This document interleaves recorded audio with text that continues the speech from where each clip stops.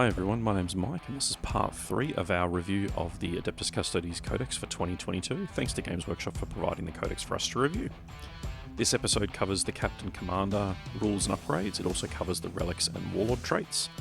If you want to check out our previous 2 episodes, one covers all the shield hosts and episode 1 covers the datasheets and points values. So for now, let's get stuck into this part. So the Captain Commander rules have now been turned into something very similar to things like the Space Marine character upgrades in that each ability now costs points. So we have 9 different abilities for the Captain Commander to be chosen from. 3 for the Guardian Shield Captain, 3 for the Alaris Shield Captain, and 3 for the Veritas Shield Captain. Now, each one of them is unique, so you can't cross them over, sadly, and there's a couple there I wish I could. Now, the condition for that is if your army is Battleforged and includes any Adeptus Custodes detachments, you can select a... then when you muster your army, you can upgrade a Shield Captain model, excluding named characters from your army, to be a Captain Commander. If you're playing Combat Patrol or Incursion, you can upgrade 1 such model. If you're playing a Strike Force or Onslaught, you can upgrade 2. So you can obviously only have 2 Captain Commanders. Each time you upgrade a Shield Captain model, select 1 appropriate Commander ability below. If you're playing Power, it increases by 1, otherwise you play the points value, which is pretty standard. Each character can only be upgraded once, and you cannot select a Captain Commander ability if another model already has it, so you can't double up. So we have, like I say, 3 for each. The Guardian Shield Captain can choose Master of the Stances, Swift as the Eagle, or Inspirational Exemplar. Those are 25 points for the Master of Stances, and then 15 for the other 2, Swift as the Eagle and Inspirational Exemplar. The Master of Stances, select a 1 Custodes core or character unit within 6 of this model. Until the start of your next command phase, that unit benefits from both stances of your current Carta. This model can only use this ability if every other unit from your army is Custodes. Pretty standard. I do like the fact that you get both parts of the Carta. So obviously, if you go back and watch the first and second episodes when we talk about the Cartas, there are a lot of them where you look at them and go, oh, that's for turn 3 and then that's for turn 4. If you could stack them one on top of the other for a turn, that's pretty amazing.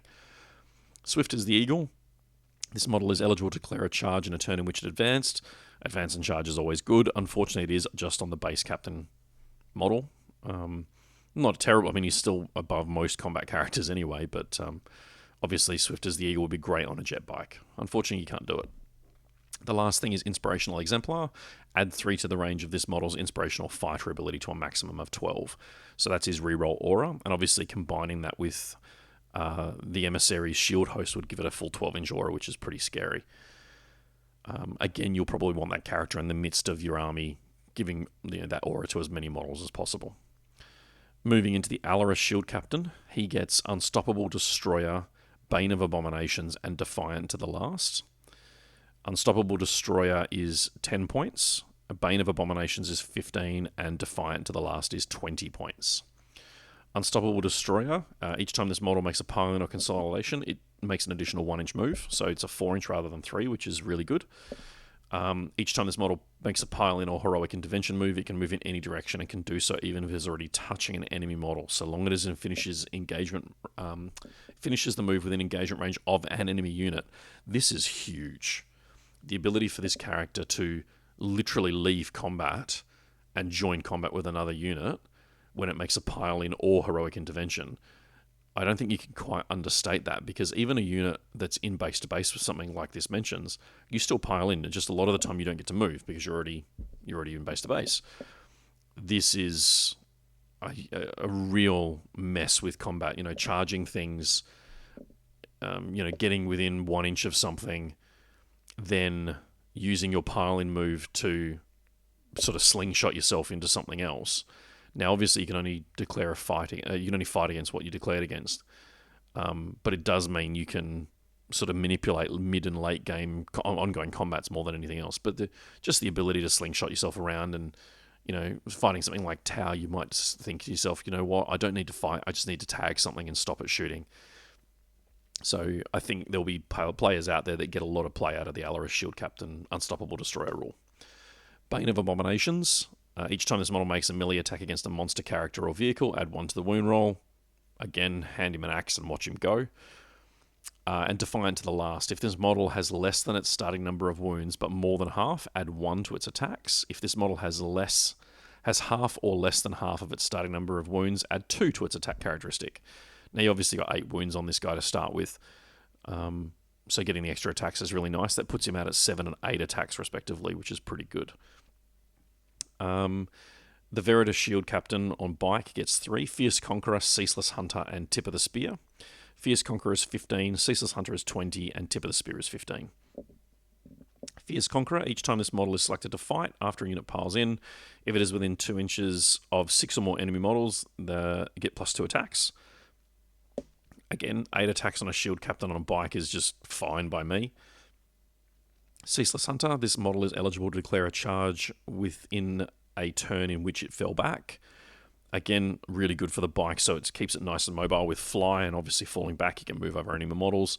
Gives you a lot of opportunity to hunt backfield units without worrying about getting tagged and locked down. And Tip of the Spear, this model, each time this model makes an attack, if you made a charge move or heroic intervention this turn, you can reroll hit and wound rolls of 1.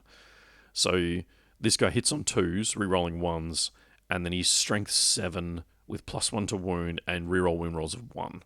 He's basically hitting on 2s, wounding on 2s, and rerolling 1s for everything. 15 points to make that surety feels like a pretty solid points investment. It's not a must-have, it's a nice-to-have. We're going to move on to Warlord Traits now. Obviously, there are 6 for the standard Warlord Traits. There are 3 for the Psychana Warlord Traits. And then the named characters obviously get fixed ones. So we're going to talk about the core traits first, and we'll start with the Sisters of Silence because there are only 3. The first is the Oblivion Knight. This Warlord trait has the following aura. Add 1 to advance and charge rolls for Psychana infantry units while they are within 6. And each time this Warlord makes an attack, reroll a wound roll of 1. Pretty nice. Like, there's... Obviously, the Oblivion Knight wants to be there with a bunch of greatsword-wielding chicks just to make maximum advantage of the advance and charge roll buff. And the Warlord getting reroll wound rolls of 1 is just icing on the cake. That's the fixed Warlord trait for a layer as well, and I think she's an auto-include if you're running a Pure Sisters list. You just take her as a given. The second one is Silent Judge, which is an aura. Enemy units within 3 of the Warlord subtract 1 from combat attrition tests and lose the objective secured ability. That part there is so undervalued, I think, for a lot of armies when you can take away OBSEC from things. If it weren't for the fact it goes on a 50-point character with very little defenses, I think Silent Judge would be... if you put that on a Custodians character, that'd be amazing. There's a reason you can't, obviously. And the third one is Mistress of Persecution, which is an aura. While friendly Psychana infantry units within 6 of the Warlord, each time a model in that infantry unit makes an attack, the target does not receive the benefits of heavy or light cover, and add 3 to the range characteristic of ranged weapons in the Psychana infantry unit.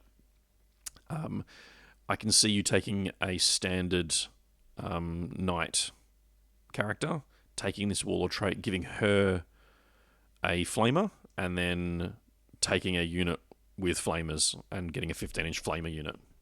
Kind of nice. The sad thing is, of course, you can't... Getting access to these Warlord traits can be a bit difficult. When we move over to the Custodians, we get 6, the Master of Martial Strategy, Champion of the Imperium, Superior Creation, Impregnable Mind, Radiant Mantle, and Peerless Warrior.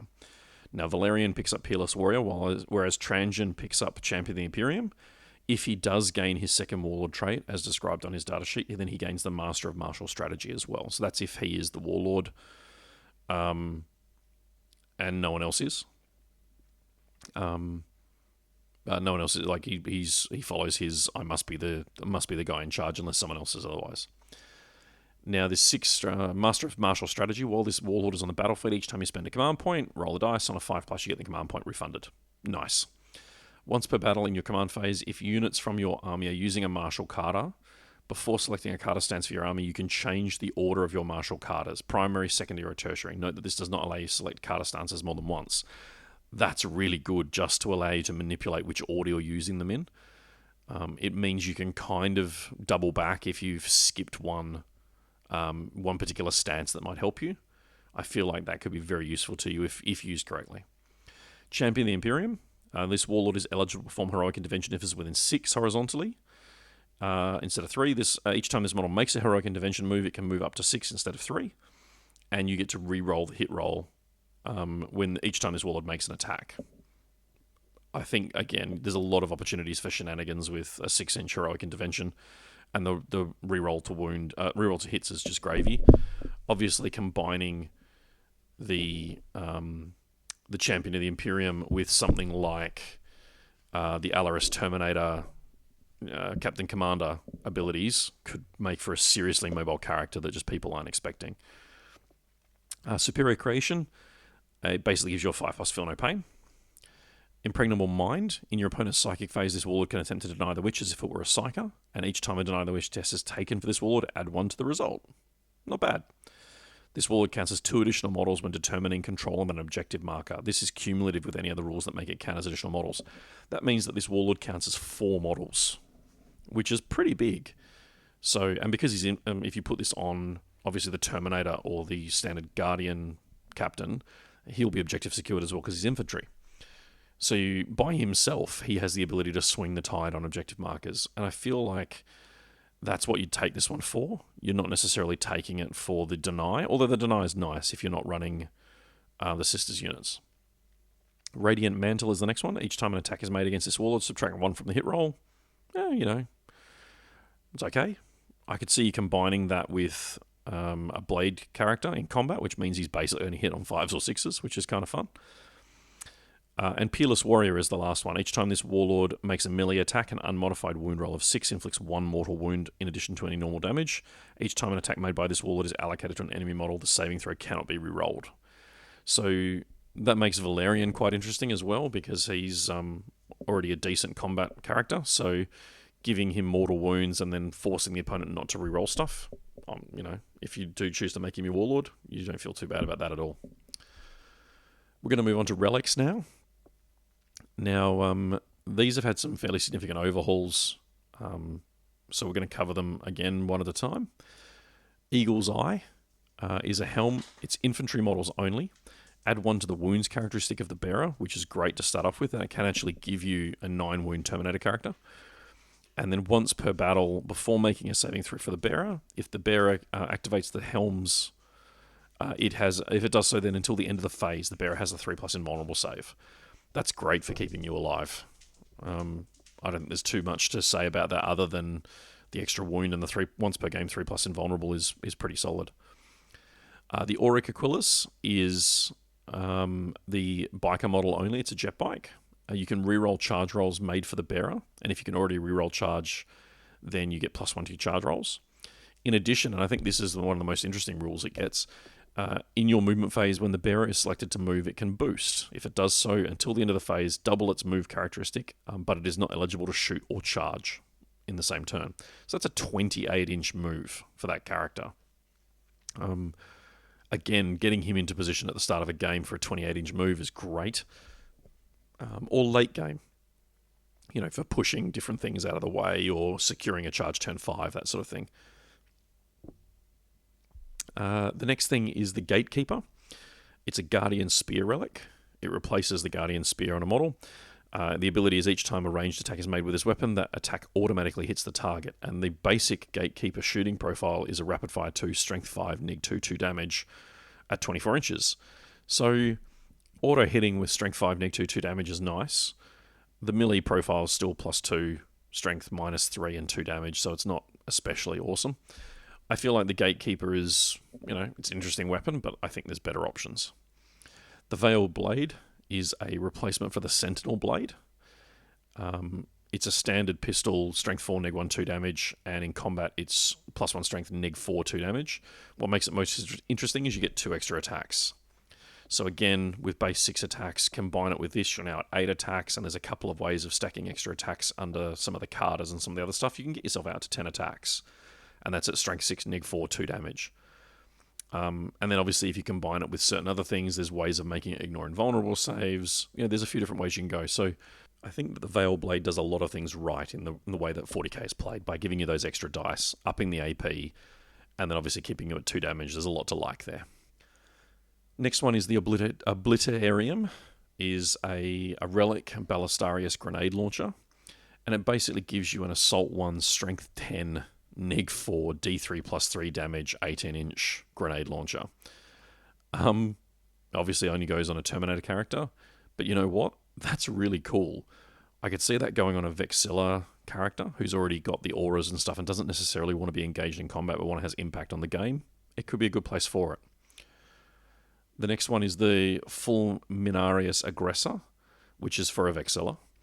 And obviously this is going to be one of the things that you would take instead of the aforementioned Obliterarium. It's while a friendly shield host core or character is within 6 of this model, each time a model in that unit makes an attack, the target does not benefit from heavy or light cover. I feel like you're desperately going to want to know which Forge World units are gaining core, because if you can get, obviously, Sagittarium with core, that is going to be really good for them to ignore heavy and light cover. Mainly light, of course. The next one is the Praetorium Plate, which is a Terminator model only. Add 1 to the bearer's toughness. That makes them a T6 Terminator.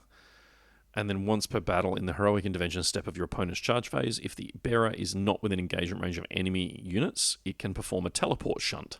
Remove the bearer from the battlefield and set it up within 3 inches of a friendly unit, excluding vehicle units, and within engagement range of an enemy unit. If that is not possible, it cannot perform the teleport shunt. The bearer cannot perform heroic intervention in the same turn at which it performs a teleport shunt. I can see this slingshot being used with bikes and all sorts of stuff to make sure your combat character gets where he needs to be.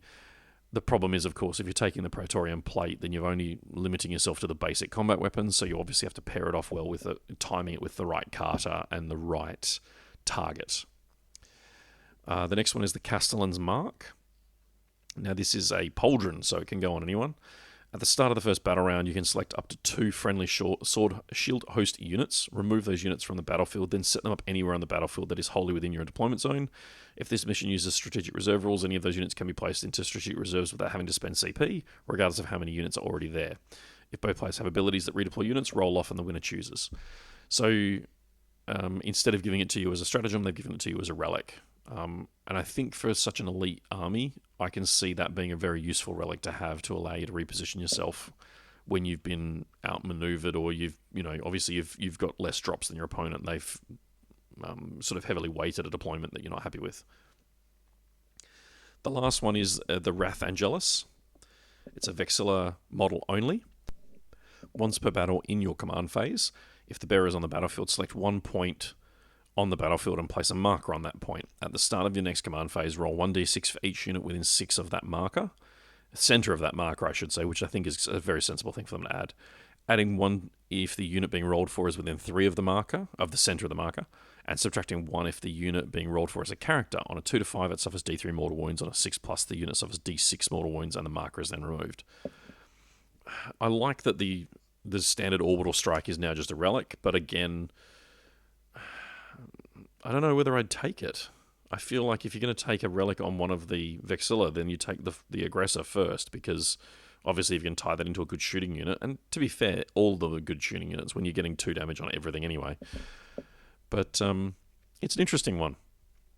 I'll be interested to see what the community thinks about that orbital strike. I feel like you won't use it, and you won't see it too much. There are 3 relics for the sisters. The first is called the Raptor Blade, which is a +3 strength, -4 AP, 2 damage greatsword. That brings her up to strength 6, like Alea, but neg 4 AP and only 2 damage. There is a flamer called the Excruciatus Flamer.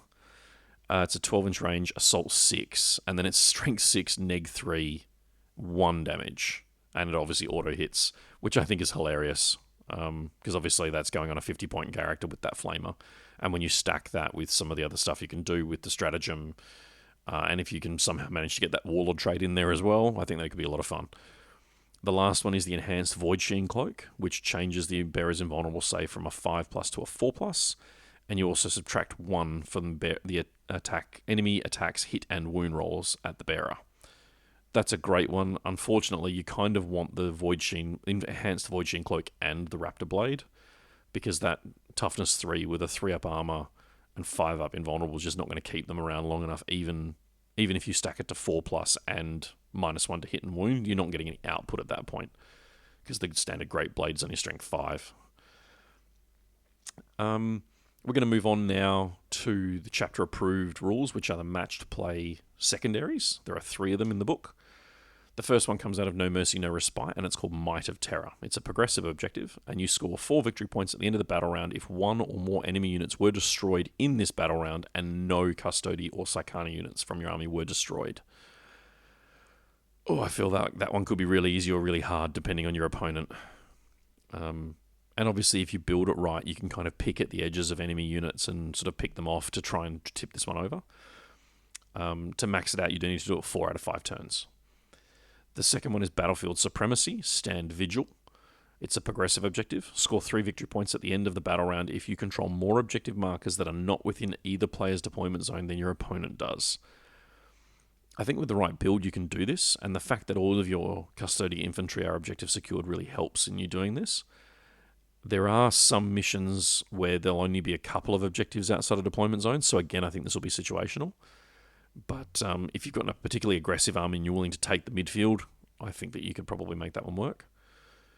The last one is Purge the Enemy, Auric Mortalis. This is an endgame objective. If you select this objective, then before the battle you must select 1 unit from your opponent's army that has the Primarch or Supreme Commander keyword to be marked for death. If no such unit exists, select 1 unit from your opponent's army with the highest points value to be marked for death. Aircraft are ignored when selecting a unit. At the end of the battle, calculate how many victory points to a minimum of 0 you score for this objective, as follows. You score 5 points if the unit you selected to be marked for death was destroyed. You score 5 more points if the unit you selected to be marked for death was destroyed by the result of a melee attack made by a Custode or Psychana unit. And you score 5 more points if both of the above are true and the unit you selected to be marked for death was destroyed more than 6 inches away from your deployment zone.